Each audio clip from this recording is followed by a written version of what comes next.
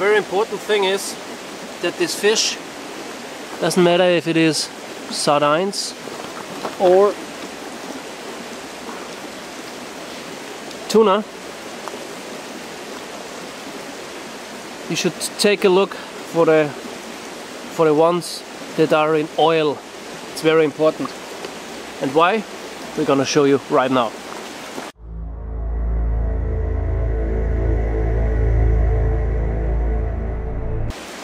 For the first one, all you need is the fish in oil, some tampons, handkerchief, just one. You open up the can very carefully, and this is oil in there, so put it on a stable ground, 3 rocks around,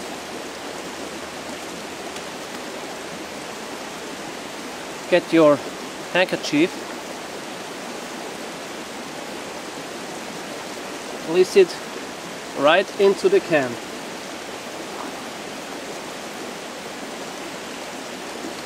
Make sure it's full of oil.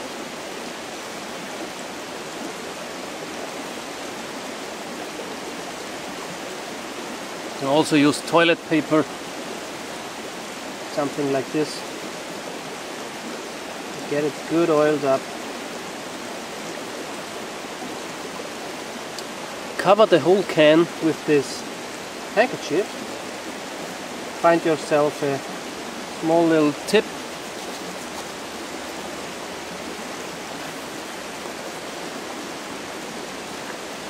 And light it up with your lighter.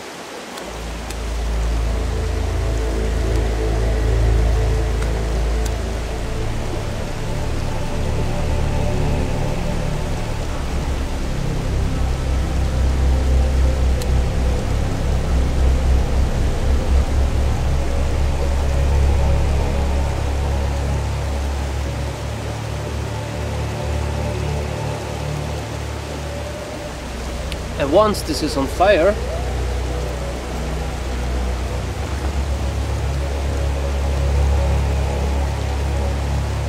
just let it burn until it goes out on its own. That's one way for a really special tuna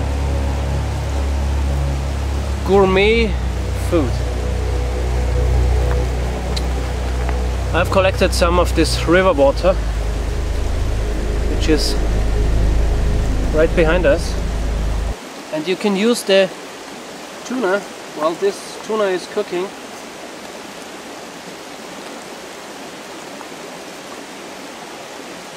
You simply can place your pot on it, so you have the cooking device with your meal, and the meal is cooking underneath and boiling up your water. The next one is really simple. Just use your aspid stove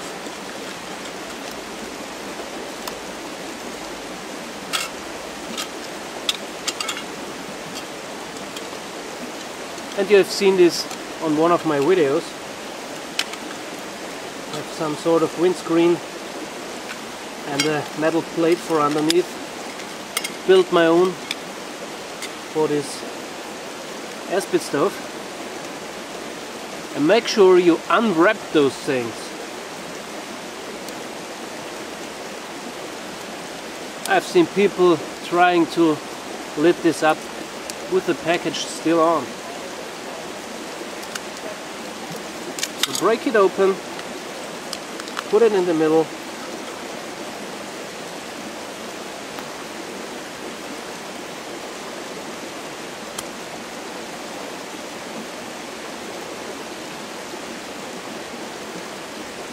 light it up. The best thing about aspid tablets, hexamine tablets, is that they do not smoke like this here. They do not smell like this here, but they do burn. The next step is simple but effective. Put your can of fish on top of the stove and just boil it up. And the third way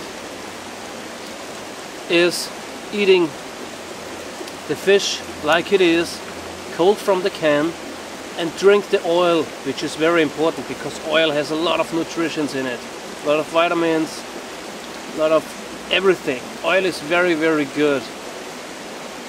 So don't waste it, drink it. If you don't need it for burning or for whatever, drink it. This would be way number 3, just straight out of the can.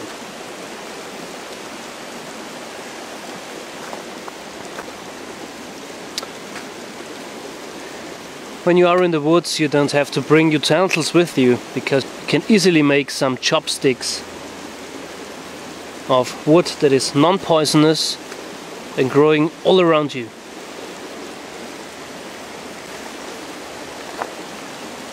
Time to give it a try. Oh man, that's awesome.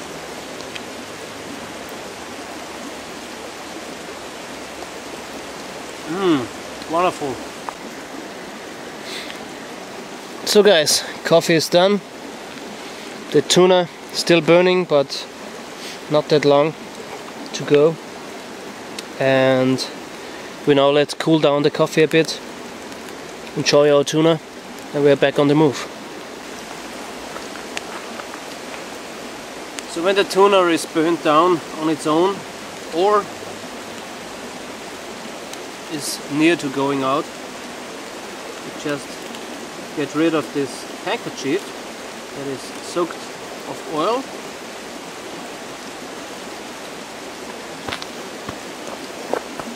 And underneath there is perfectly made tuna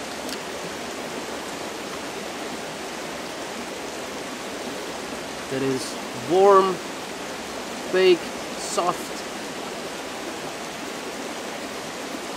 and is tasting just wonderful.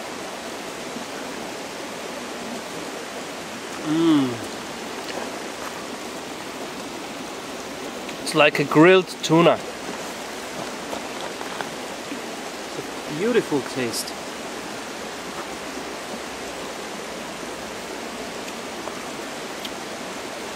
Give it a try. Try this, really. It is much better to have less weight on your back and carry the very minimum with you that you feel comfortable with to survive. You can cover much more miles than with a heavy bag. So going lightweight is always a plus, especially when it comes to a bug out situation. So we are back in the town now, crossing a bigger city to get more far away from the main city Salzburg and cover our way.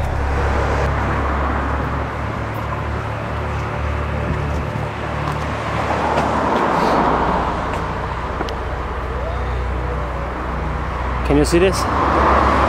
Under this bridge there are some ladders and possibilities to climb up, and over there quite a few birds are nesting and laying their eggs.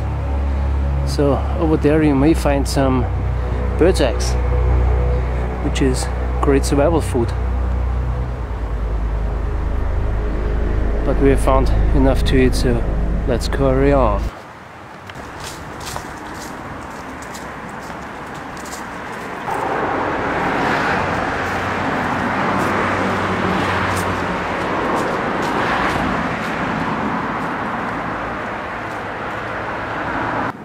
What I could feel now is the big difference in weight. We were having lunch and I was using up my water. This was about 1 kilogram, and the tuna fish and now the backpack feels even much emptier, so you can feel it. And what I would recommend is only take as few things as are really absolutely necessary. Don't carry extra weight. It doesn't pay off if you want to make distance. When it comes to shoes and footwear in a bug out situation, you should choose shoes that are comfortable, that you feel good with. If you feel comfortable with 8-inch boots, wear them. If you feel comfortable bare feet, do so. But if you feel comfortable with trainers, well, wear trainers, as I do. I really like trainers. I wear them nearly every single day, and I can't reclaim anything. They're just comfortable, and I can walk and walk and walk and walk without getting any blisters. Because blisters in a situation like this, oh damn, that's not what you want to have.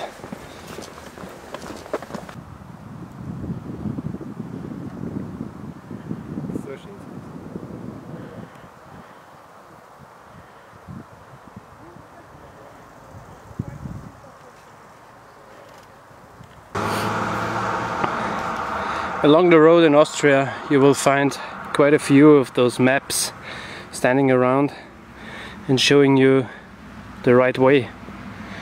Those are especially designed for bicycle people, for hiking people, just to see where you are, where are the next important points on the map are, and yeah, so we take a little rest and see where we are and which would be the best way to go out of this town here. In a real survival scenario, this would be food. This is roadkill that you can find, well, along any bigger highway, I should say.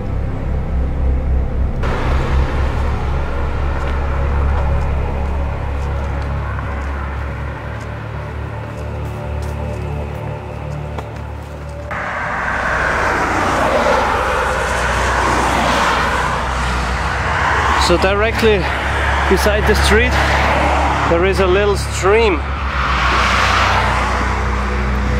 and right here all those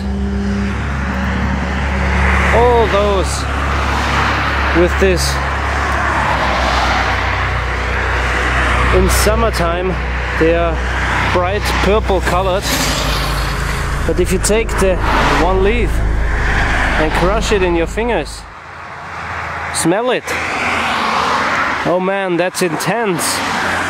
This is mint, especially water mint.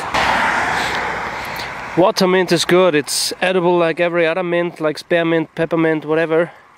And you can use it for so many other stuff too. You can really flavor up your food, flavor up a tea. You can put it in your shoes if you have some dirty smelling shoes. For example, just take 1 or 2 leaves inside your shoe and walk with them. You can chew on it to have a good breath. Maybe you find a prepping girl out on the street, and if you want to kiss her, would be great, great stuff. Jetzt, glaube ich, weiß ich, wo wir sind.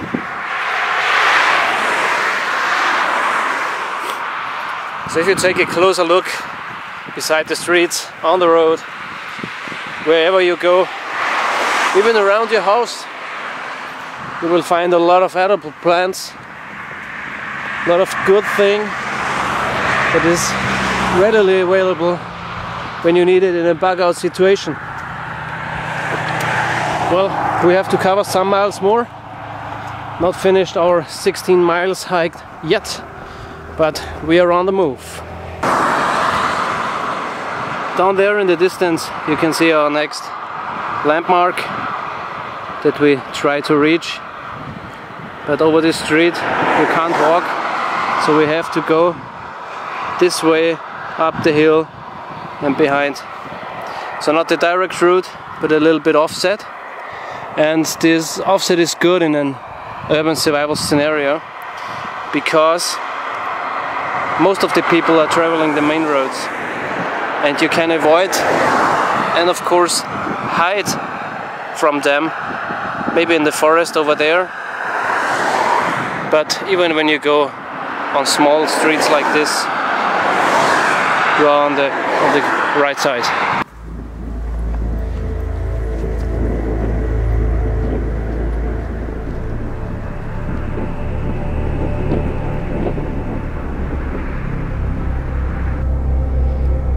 So if you could see this back there where the mountain is, right there, anywhere, that was our starting point, and we have covered now, well, 2/3 of the way, all the way to here. So if there is any trouble in the city, any bigger problem in the city, where a real survival scenario comes in, this distance can make the difference between life and death.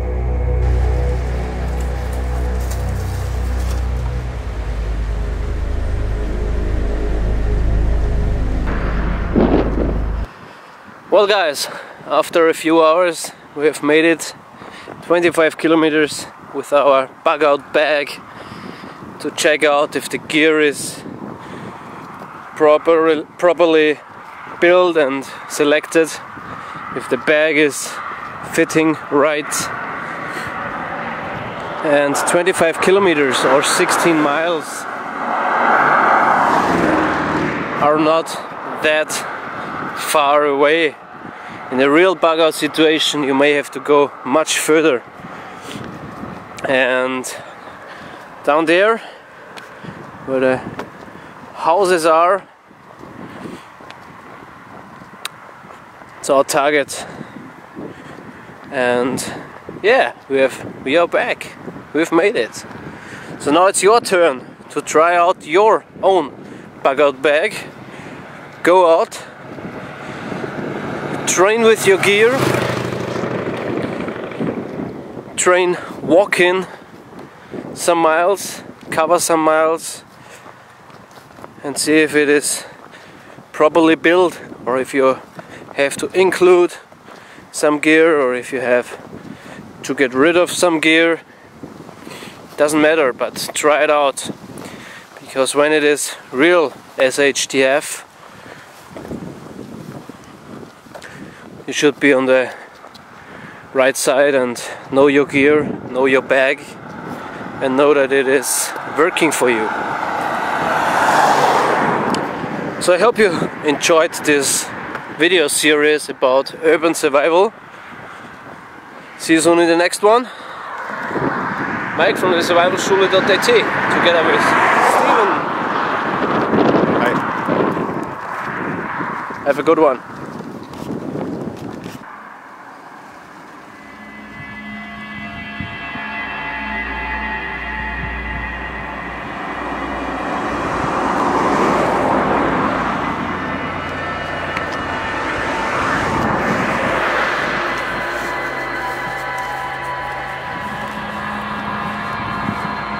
Yeah, we made it! 25 kilometers with our bug out bag. Now it's your turn. Go outside, try your bug out bag, try your kit, use it in the field and test it out. Well, what should I say? 25 kilometers. First I have to say,